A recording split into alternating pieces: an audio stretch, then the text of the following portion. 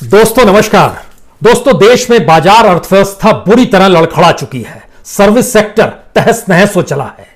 औद्योगिक उत्पादन नेगेटिव में जा रहा है। सरकारी खजाना खाली है। लेकिन देश चलाना है और देश चलाने के लिए सरकार को अब पैसा चाहिए।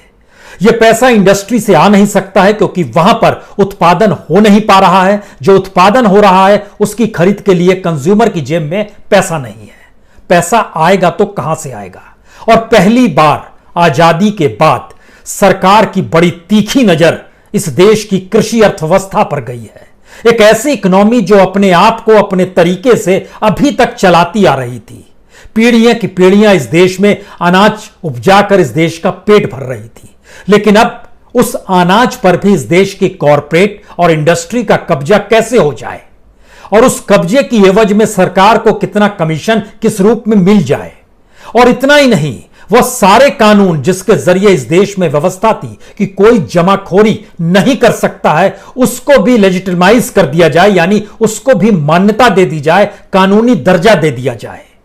तो फिर वह कंज्यूमर जिसकी जेब में जरा सा भी पैसा बचा है, जो अपर मिडिल क्लास या अपर क्लास का है, वह जरा आज सोचना शुरू कर दे कि आने वाले वक्त में उसके पास जो चावल आएगा, जो गेहूं आएगा, जो आलू आएगा, जो प्याज आएगा, उसकी कीमत किसान को नहीं मिलेगी। और उसकी कीमत किसान ने जितनी लागत से उसका उपज को पैदा किया है उससे उसको नहीं जोड़ा जाएगा।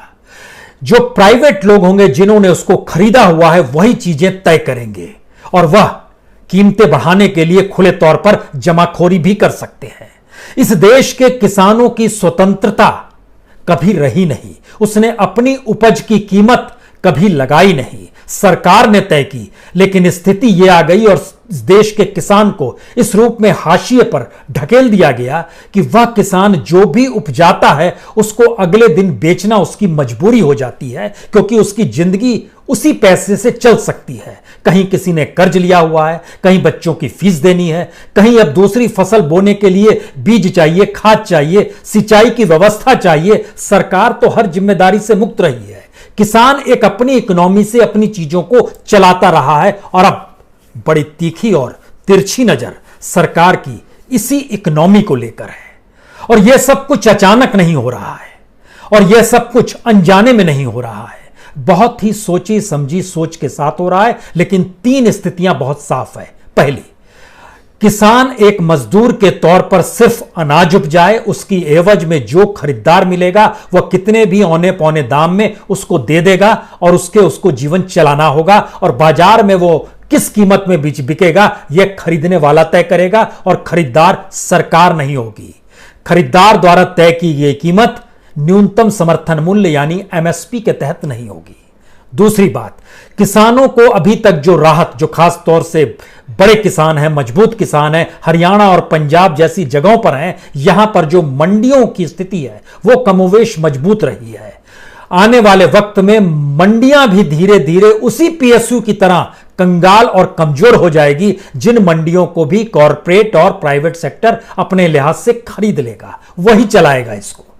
और तीसरी स्थिति, जमाखोरी को पूरे तरीके से मान्यता मिल जाएगी। इन तीन परिस्थितियों के अक्स में जरा इस देश की परिस्थिति को आज समझने की कोशिश जरूर कीजिए, क्योंकि जो लोग खेती से नहीं जुड़े हैं लेकिन उनके घर में खेती का सामान ही उनकी पेट को भरता है, वह भी समझ लें कि आने वाले वक्त में होने क्या जा रहा है। क्योंकि तीन अध्यादेश, उत्पाद व्यापार और वाणिज्य, जो कि संवर्धन और सुविधा अध्यादेश है 2020 का, इसको लागू किया जा चुका है। किसान सशक्तिकरण और संरक्षण अध्यादेश लाया जा चुका है और आवश्यक वस्तु अधिनियम भी लाए जा चुके हैं। इन तीनों अध्यादेश के अक्स तले आप जब परखना शुरू करेंगे तो आप समझ जाएंगे कैसे धोखा दिया जाता है, कैसे फरेब किया जाता है और किस हुनर के साथ सरकार अध्यादेश के जरिए एक ऐसी स्थिति बना देगी जहां पर अपनी उपज को लेकर ही किसान आने वाले वक्त में खत्म हो जाए। शुरुआत कहां से की जाए? शुरुआत तो इसी बात से होनी चाहिए कि जो आवश्यक वस्तु अधिनियम है इस देश के भीतर में, उसके दायरे में इस देश के अनाज भी आता था, दाल भी आती थी, चावल भी आता था, आलू भी आता था। यानी कोई भी व्यक्ति अपने मनमाफिक कीमत नहीं बढ़ा सकता है, कोई भी मनमाफिक भंडारण नहीं कर सकता है, कोई भी मनमाफिक एक तरह का सिर्फ उत्पादन नहीं कर सकता है। कोई भी अपने तरीके से कुछ भी करेगा तो एक बैलेंस रखा जाएगा और सरकार की उस पर नजर होगी। सरकार ने मुक्त कर दिया, कहा कि अब आप जितना मन चाहे, जो मन चाहे उपजाइए, जो मन चाहे बेचिए, जितना मन चाहे भंडारण कर लीजिए और जितनी मन चाहे कीमत तय कर लीजिए। किसान खुश हो जाएगा क्या? सवाल ही नहीं है। किसान तो अनाज उपजाएगा, उसके घर में कल तक खरीद के लिए एमएसपी प्राइस पर एफसीआई पहुंचती थी, वही फूड कॉरपोरेशन ऑफ इंडिया जो अनाज सप्लाई करती है राशन दुकान को। राशन दुकान के जरिए सब्सिडाइज रेट पर लोग खरीदते हैं। लेकिन जरा एक क्षण के लिए कल्पना शुरू कीजिए कि एफसीआई से पहले कोई बड़ा कॉरपोरेट, कोई बड़ा प्राइवेट सेक्टर की इंडस्ट्री अपने तौर पर जाएगी और किसान को बोलेगी हम इसको खरीदना चाहते हैं, इतने में आप हमको दे दो, या फिर इस सीजन में तुम यही उपजाओ, और उसको खरीदने के बाद वो उसका भंडारण कर ले। किसान भंडारण नहीं कर सकता है। किसान क्यों भंडारण नहीं कर सकता ये बताने की जरूरत नहीं है, और किसान की स्थिति कितनी नाजुक है यह सिर्फ इससे समझ जाइए कि जैसे सरकारी खरीद पंजाब हरियाणा में जो शुरू होने वाली है, जो धान, जो खासतौर से परवल धान आता है, उसकी जो खरीदारी होने वाली है वो 25 तारीख से होने वाली है। आज की तारीख 18 तारीख है। किसान औने पौने दाम में मंडी में जाकर अभी से बेचने को तैयार है, जो कि 1100-1200 रुपए में बिक रहे हैं, जबकि 1850 परवल धान जो है उसकी कीमत है। यानी एमएसपी और सरकारी खरीद के भी इंतजार वो कर पाने की स्थिति में इसलिए नहीं है क्योंकि ना तो उसके पास भंडारण की व्यवस्था है, और भंडारण अगर करना शुरू कर देगा तो इस दौर में जिंदगी कैसे चलेगी। अब अगली फसल की बारी आने लगी है, अगली बुआई की बात हो रही है, तो किसान की स्थिति नहीं है, तो प्लेयर कोई और नया इस दौर में आ चुका होगा। दूसरी बड़ी बात है, कोई भी खरीद सकता है जिसके पास पैन कार्ड हो। दूसरा सवाल आपके जहन में आना चाहिए, तो क्या इससे पहले कोई नहीं खरीद सकता था? खरीद सकता था, कोई भी चाहे खरीद लेता, लेकिन अब कानूनी मान्यता दी जा रही है और इसके जरिए इस बात का एहसास कराया जा सका है कि हो सकता है आने वाले वक्त में ऐसी प्राइवेट कंपनियां ही सीधे किसानों से खरीद करने लगे। एमएसपी का मतलब यही होता है कि सरकार जो निर्धारित मूल्य कर रही है उसके अनुसार खरीदा जाए, लेकिन प्राइवेट बाल जाएगा वहां पर खरीद लेगा अपने तौर पर। जो मंडियां काम करती हैं, जिन राज्यों में मंडी खत्म हो गई है वहां पर झांक कर देखिएगा, जैसे बिहार में मंडी नहीं है, बिहार के किसानों की क्या हालत है, और जहां पर पंजाब और हरियाणा के किसान हैं, या ऐसे जगहों पर जहां पर उनकी आय कॉम्पिटिटिवली कई गुना ज्यादा है, ऐसे जगहों से जहां पर ना मंडी काम करती है, किसानों की ना कोई खरीद फरोख्त होती है उनके अनाज की, राज्य सरकार कमजोर है, केंद्र सरकार वहां अपने एफसीआई गोडाउन को बोलती नहीं है खरीदने के लिए। एक ऐसी परिस्थिति के बीच में जब आप एनालिसिस शुरू कीजिएगा तब सोचना शुरू कीजिए कि भारत सरकार सोचती तो ठीक है, देश के प्रधान सेवक सोचते तो ठीक है कि इस देश के सारे किसानों को एक सरीखा बना दिया जाए। इस एक सरीखा बनाने का क्या मतलब है? हमको लगता है पहले यह भी समझ लीजिए कि इस देश के भीतर में अगर किसानों से कोई भी अनाज ले सकता है, वो कोई भी हो सकता है, आपके जहन में एक बात आएगी, इसमें अंतर क्या पड़ता है? अभी भी कोई भी ले रहा है, एमएसपी पे अभी नहीं मिल रहा है, इसके बाद में मिलेगा। यह समझने की कोशिश कीजिए कि यह अध्यादेश लाया किसके लिए जा रहा है। हो सकता है आने वाले वक्त में, जिस तरीके से आप देख पा रहे हैं कि रिटेल सेक्टर में जैसे अब अंबानीज का वर्चस्व धीरे धीरे आपको समझ में आने लगेगा, कम्युनिकेशन में आप समझ चुके हैं, इसी तरीके से इस रिटेल सेक्टर में जो अनाज की बिक्री होती है उसमें सबसे बड़ा कंज्यूमर राशन कार्ड वाला ही है। और सरकार जो 1000-2000 रुपए जो सीधे बार बार कहती है ना कि हम आपके खाते में डाल रहे हैं, आने वाले वक्त में ये हो सकता है नहीं है, ये उस दिशा में सरकार कदम बढ़ा रही है कि हम आपको पैसे देंगे, आप बाजार से अनाज खरीदिए, अनाज आपको सब्सिडाइज रेट पर मिलेगा। सब्सिडाइज रेट पर देने वाला व्यक्ति हम नहीं होंगे, कोई और होगा। कोई और में कौन होगा? वो अडानी भी हो सकते हैं या XYZ कोई भी हो सकते हैं जो जिस क्षेत्र में, लेकिन उसके लिए जो बैंक गारंटी चाहिए वो तो इस देश में चंद लोगों के पास ही है। पैन इंडिया जिनका वर्चस्व हो वैसी कंपनियां भी चंद ही हैं, जो सरकार और सत्ता के करीब है वही है। तो जो कैटेगरी क्रिएट की जाएगी पैन इंडिया की, जो बैंक गारंटी की, वह स्थिति में कुछ ही लोग फिट बैठेंगे जो सत्ता अनुकूल है। उनके लिए झटके में वह 80 करोड़ लोग जिनको आज 5 किलो अनाज दिया जा रहा है ना, वह एक कंज्यूमर के तौर पर होंगे, क्योंकि सरकार टैक्स का पैसा वसूलती है, सरकार और कोई सामाजिक जिम्मेदारी ले नहीं रही है। सरकार ने हर जिम्मेदारी से पल्ला झाड़ लिया। हायर एजुकेशन सरकार नहीं देगी, हॉस्पिटल सरकार नहीं देगी, साफ पानी सरकार नहीं देगी, सरकार कुछ भी नहीं देगी। सरकार सिर्फ उसके लिए अलग अलग प्राइवेट सेक्टर्स को खड़ा कर रही है, और जो इस देश में सरकार की जिम्मेदारी सार्वजनिक उपक्रमों को लेकर भी थी, वह भी तो उसने बेचना शुरू कर दिया। यानी उस जिम्मेदारी से भी सरकार मुक्त हो रही है। तो सिर्फ टैक्स का पैसा लेगी, कमीशन का पैसा लेगी, और उसके जरिए अपनी सुविधाओं का उपभोग करेगी, और उसके जरिए इस देश को चलाना शुरू कर देगी और कहेगी यही देश है। लेकिन सवाल है, 80 करोड़ कंज्यूमर को सरकार एक कंपनी के लिए पैदा कर देगी, जिन्हें अब राशन दुकान से नहीं बल्कि उसकी दुकानों से लेना होगा, या राशन दुकान उसी कंपनी के हवाले कर दिए जाएंगे। यह तो निचले स्तर का बात है जो कंज्यूमर्स पैदा होंगे। किसान के जो खिलाफ की परिस्थिति है उसको अगर समझने की बात जब आ रही है, तो उसका डाटा भी बहुत खतरनाक डाटा है। इसलिए इसका जिक्र हम आपसे जानबूझ के करना चाहते हैं कि इस देश के भीतर में जरा इस बात को समझिए कि जो बिहार का किसान है और जो पंजाब का किसान है, उसमें अंतर क्या है। बिहार के किसान की सालाना आय 44,172 रुपए है, जो आखिरी डाटा सरकार के द्वारा दिया गया है। पंजाब के किसान की सालाना आय 2,17,450 है। इसका मतलब यह हुआ कि जो बिहार और पंजाब में अंतर देखिए, हर महीने पंजाब का किसान 18,000 रुपए कमाता है, हरियाणा का किसान लगभग 14,500 कमाता है, कर्नाटक का किसान लगभग 8,832 रुपए कमाता है। देश का एवरेज किसान की आय जो है वह 6,426 रुपए है। बिहार के किसान की स्थिति यह है कि वो 3,538 रुपए साल के कमाता है। महीने में उसके हिस्से में कितने आते होंगे, ये महीने का है, 3,538 रुपए ये महीने का है। साल भर का जो उसका आ रहा है वो 44,000 आ रहा है, 172 रुपए। अब सवाल है कि कोई भी किसी भी मंडी में जा सकता है, कहीं भी बेच सकता है। तो जो पंजाब, हरियाणा या ऐसे जो ज्यादा विकसित राज्य हैं और इन जगहों पर जो किसानी हो रही है, उन किसानों को तो स्थिति बिगड़ जाएगी। उनका माल अब कहां बिकेगा, और उनकी जगहों पर अगर मान लीजिए कोई बिहार से माल उठाता है, वहां पर आपको सस्ते में चावल मिल जाएगा, सस्ते में वो माल उठाएगा, वहां से लाके पंजाब की मंडी में डंप कर देगा और बोलेगा कि इसे खरीदिए। या फिर वो वहीं से माल उठाकर ले आएगा और बाजार में उसके एक मुनाफा का रेशियो बढ़ जाएगा, और इधर पंजाब और हरियाणा के किसानों को भी अपनी कीमत कम करनी पड़ेगी, क्योंकि जो राज्य है जैसे बंगाल 3,980 रुपए किसान जो है हर महीने पा पाता है, इतना न्यूनतम है। छत्तीसगढ़ 5,177 रुपए, छत्तीसगढ़ जिसको कटोरा कहा जाता है धान का, वहां के भी किसानों की स्थिति अच्छी नहीं है। उड़ीसा 4,976 रुपए एक महीने के, उत्तर प्रदेश 4,923 रुपए एक महीने की कमाई है। अब जब उसकी कमाई को वो शिफ्ट करेगा और वहां के उपज को खरीद कर लाएगा, तो यहां तो किसान पंजाब का हो, हरियाणा का हो, कर्नाटक का हो, गुजरात का हो, महाराष्ट्र की स्थिति भी कॉम्पिटिवली बिहार से दुगनी अच्छी है। महाराष्ट्र में लगभग 7,386 रुपए पर महीने किसान की औसत कमाई आती है। पहली तबाही किसानों के तौर पर पूरे देश में आ जाएगी, झटके में, एक झटके में आ जाएगी। दूसरी स्थिति, जो लोग ये समझते हैं कि किसानों की आय जो सरकार बताती है, सरकार उसके भीतर का सच नहीं बताती है। सच ये है कि अगर बिहार का किसान 44,172 रुपए एक साल में कमाता है, तो उसको किसानी से जो आय है वह सिर्फ 20,627 रुपए होती है। यानी आधा सिर्फ उसको किसानी से मिलता है, बाकी मजदूरी से लगभग 15,000 रुपए कमाता है, 15,885 जो सरकारी आंकड़ा बता रहा है।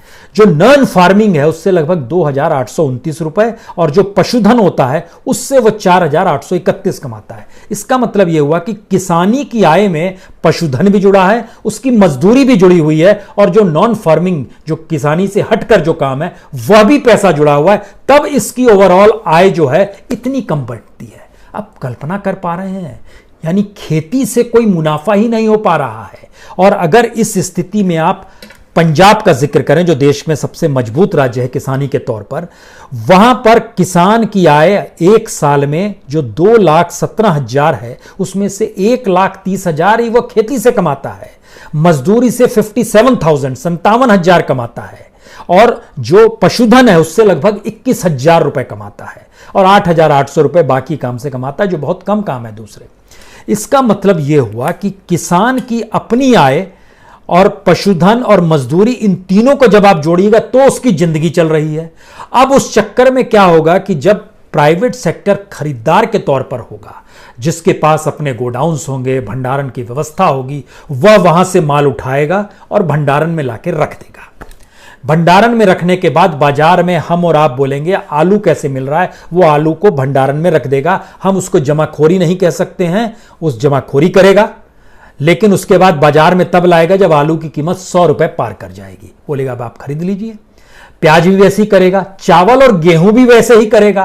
किसान से लेकिन सस्ते में ले लेगा, क्योंकि किसान के पास तो दूसरे उपाय नहीं है। इस देश के 52% किसान कर्ज में डूबे हुए हैं। सबसे ज्यादा खुदकुशी किसानी की कर्ज में डूबे होने की वजह से हो पा रही है, जिसको सरकार राहत नहीं दे पाती है।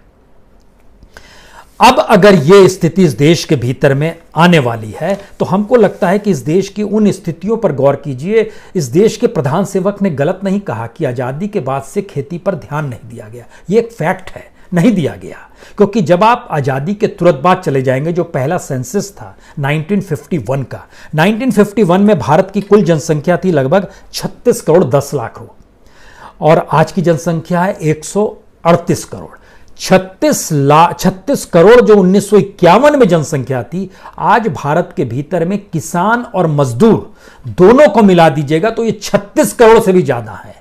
आज की तारीख में लगभग सरकार के डाटा कहते हैं 11.5 करोड़ किसान हैं, लगभग 15 करोड़ मजदूर हैं, और अगर मनरेगा के मजदूरों को भी इसमें जोड़ दीजिएगा तो मजदूरों की तादाद 29 करोड़ पार कर जाएगी। यानी किसान मजदूर को अगर आप मिला देते हैं तो यह लगभग 40 करोड़ होगा इस देश के भीतर में। यानी इस देश में कोई प्रोग्रेस हुआ ही नहीं है, सिवाय इसके कि खेती की जमीन पर और ज्यादा लोग आश्रित होते चले गए, और एक इकोनॉमी जो पैरेलल में क्रिएट हो रही थी इंडस्ट्रियलाइजेशन के नाम पर, या फिर सोशल सेक्टर के नाम पर, या फिर जो अलग सर्विस सेक्टर है उसके नाम पर जो डेवलप हो रहा था, उसमें पूंजी लगती जा रही थी, उसके जीडीपी में योगदान था। और एग्रीकल्चर का योगदान हमेशा माना गया 14%, 15%, मैक्सिमम एक वक्त में 20% रहा तो काफी है, यही माना गया पिछले 4-5 दशकों में। 80 के बाद से तो स्थिति और नाजुक होती चली गई एग्रीकल्चर की। सवाल यह है कि अब जब कोलैप्स कर गई हमारी मार्केट इकोनॉमी, जब कोलैप्स कर गया हमारा इंडस्ट्री, जब कोलैप्स कर गई हमारे सर्विस सेक्टर, तो फिर पैसा कहां से आएगा? हमको लगता है आज कुछ इतिहास की बात भी करनी चाहिए। इतिहास की बात इसलिए करनी चाहिए कि ऐसा नहीं है कि दुनिया में ऐसा हुआ नहीं है, जरूर हुआ है। और खास तौर से हमको लगता है आज रशिया का जिक्र करना चाहिए, क्योंकि रूस में जब क्रांति हो गई, उसके बाद जब वहां स्टालिन आए, तो स्टालिन ने अपने तौर पर जो रेवोल्यूशन फ्रॉम अबव की बात जब शुरू की, तो उन्होंने अपने तौर पर 2 चीजों पर ध्यान दिया। रैपिड इंडस्ट्रियलाइजेशन खूब करना है, लेकिन याद कीजिए जब 1927-28 में जब रिसेशन का दौर आता है, डिप्रेशन में आ जाती है, तब वहां पर 5 ईयर प्लान लेकर आते हैं स्टालिन। 5 ईयर प्लान को वो सफल करते हैं। 1928 में 5 ईयर प्लान लेकर आते हैं जो 1932 तक चलता है, और उस बीच में वो कमाल का काम करते हैं। उनके जो 5 ईयर प्लान में इंडस्ट्रियलाइजेशन की जरूरत थी और रिसेशन एक तरफ था, डिप्रेशन में गौर वहां की इकोनॉमी आ गई थी, तो वहां का जो कैपिटल गुड इंक्रीज था वो लगभग 158% तक ऊपर चला गया। इस 5 ईयर प्लान के तहत जो काम किया गया, कंज्यूमर गुड था वह भी लगभग 87% ऊपर चला गया। जो इंडस्ट्रियल आउटपुट था यह भी लगभग 118% ऊपर चला गया। पैसा कहां से आ रहा था? स्टालिन ने भी उस देश में, चूंकि तानाशाही के तौर पर उन्होंने अपने तौर पर वहां की सारी एग्रीकल्चर की जमीन एक साथ स्टेट के कब्जे में कर ली, और जो किसान था, जो फार्मर था, जो मजदूर था, सबको लेबर में कन्वर्ट कर दिया गया। टारगेट दिए गए कि आपको इतना उत्पादन करना है। उस उत्पादन को वो अंतर्राष्ट्रीय बाजार में बेचना शुरू किया गया। उस अंतर्राष्ट्रीय बाजार में कीमत अपने ऊपर निर्भर हो, इसके लिए भंडारण की व्यवस्था की गई। और अनाज किसान उपजाता था, रूस का किसान, उसको भंडारण करती थी स्टेट, और जो वर्ल्ड मार्केट में उसको बेच के कमाती थी, और उसके जरिए इंडस्ट्री में पैसा लगा रही थी। लेकिन इन सब के बीच जो टारगेट पूरा किसान नहीं कर पाता था, मजदूर नहीं कर जाता था, उसके लिए बिल्कुल कंसंट्रेशन कैंप की तर्ज पर लेबर्स कैंप बनाए गए, उसमें उनको डालकर प्रताड़ित भी किया गया। लेकिन सवाल इतना भर नहीं है। स्थिति इसलिए इसको बताने की जरूरत है क्योंकि रशिया के भीतर भी अलग अलग जगहों पर बहुत जबरदस्त तरीके से फैमिन स्थिति आ गई, भूखमरी की स्थिति आ गई। कई जगहों पर ऐसी स्थिति आ गई कि किसान को खाने के लिए अनाज नहीं, किसान अनाज उपजा रहा है भंडारण में पहुंच गया। जो 1932 का डाटा है वो बतलाता है कि जो प्रोडक्शन था अनाज का वह लगभग 32% नीचे आ गया, लेकिन जो भंडारण था वो लगभग 40% बढ़ा दिया स्टेट ने। तो अनाज लोगों के पास नहीं है लेकिन भंडार में है। भंडार में इसलिए है क्योंकि जो कंज्यूमर हैं उनको ज्यादा से ज्यादा कीमत में बेच सके। भारत में तो कोई तानाशाही नहीं है, भारत में तो डेमोक्रेसी है, तो भारत में तरीके दूसरे इजाद किए जाएंगे। यह तरीके प्राइवेट सेक्टर को साथ लेकर चलने के होंगे। यह प्राइवेट सेक्टर या कॉरपोरेट के जरिए पूरी एग्रीकल्चर पर कब्जा करने की सोच होगी। और ध्यान दीजिए तो वही स्थिति धीरे धीरे बन रही है। और इसमें सवाल है कि ये 5 ईयर प्लान की थ्योरी जो थी ये दुनिया में बड़ी सक्सेस मानी गई, भारत में भी मानी गई। आजादी के बाद भारत ने जो पंचवर्षीय योजना शुरू की, जो प्लानिंग कमीशन के जरिए, वो सफल रहा। लेकिन भारत की दृष्टि पंचवर्षीय योजना के तहत हर देश के हर हिस्से पर थी, उसमें एग्रीकल्चर भी था। हमको लगता है आज आपको यह भी जानना चाहिए, क्योंकि मौजूदा वक्त में सरकार जो है अपने तौर पर बार बार इस बात का जिक्र करती है कि नेहरू काल में क्या हुआ क्या नहीं हुआ। भारत में जो पहली प्लानिंग कमीशन जो 1951 से 56 तक जो टारगेट लेकर काम किया गया वो रशिया पर ही निर्भर था पूरी तरीके से। और उसको ये माना जाता है, उसको जो तैयार किया गया था उस समय भारत में थे पीसी महालैंड ओबिस नाम था उनका, लेकिन जो रशिया में जिन्होंने किया था उनका नाम डोमर था। तो भारत में जो फर्स्ट प्लानिंग कमीशन ने जो काम शुरू किया उसको माना गया डोमर महालोनसिस मॉडल माना गया। ये दोनों के नाम को जोड़कर माना गया। लेकिन इसमें ध्यान दीजिए, यह पहला प्रोजेक्ट जो था 2059 करोड़ रुपए का था।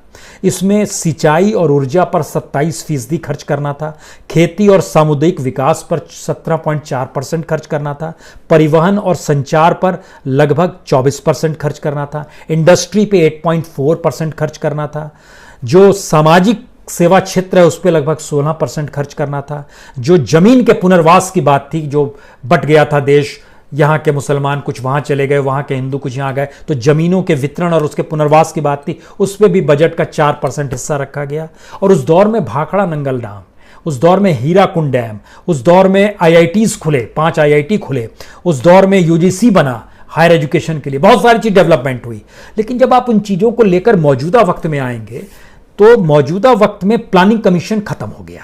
तो प्लान्ड अब इस देश में कुछ होता नहीं। नीति आयोग किसी कॉरपोरेट के हिसाब से काम करता है, उसमें बैठे हुए लोग जो भी निर्णय लेते हैं, जो कि निर्णय सीधे PMO द्वारा प्रभावित हो, प्रधानमंत्री की सीधी दखल हो, जो निर्णय ले ले वही प्लानिंग मान लिया जाता है।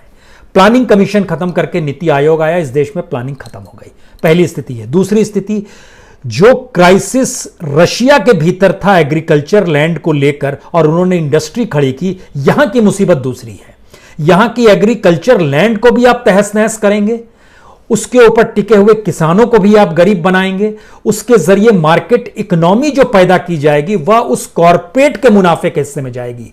रशिया में तो तानाशाही थी लेकिन वहां पर स्टेट काम कर रहा था, यहां पर पार्टी काम कर रही है और पार्टी के पैरेलल में पार्टी के दोस्त और करीब जो कॉरपोरेट है उनको मुनाफा जा रहा है। इसीलिए इस दौर में GDP जब भारत की -23.9% चली गई, उसी दौर में कॉरपोरेट्स मित्रों की इकोनॉमी और उनका टर्नओवर 10%, 20%, 25% तक बढ़ गया।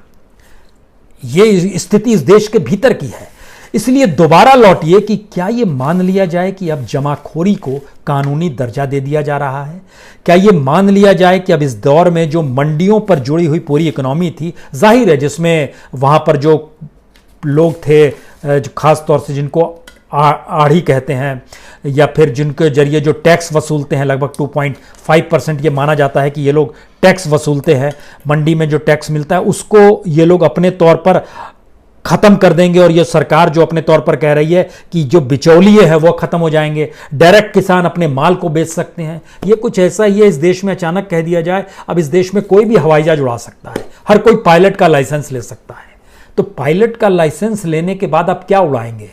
जब आपके पास साइकिल खरीदने तक के लिए पैसा नहीं है तो पायलट का लाइसेंस मिलने के बाद आपके हिस्से में क्या आएगा? तो पायलट का लाइसेंस जिनके पास होगा उनकी महत्ता क्या होगी, यह सोचिए अब आप।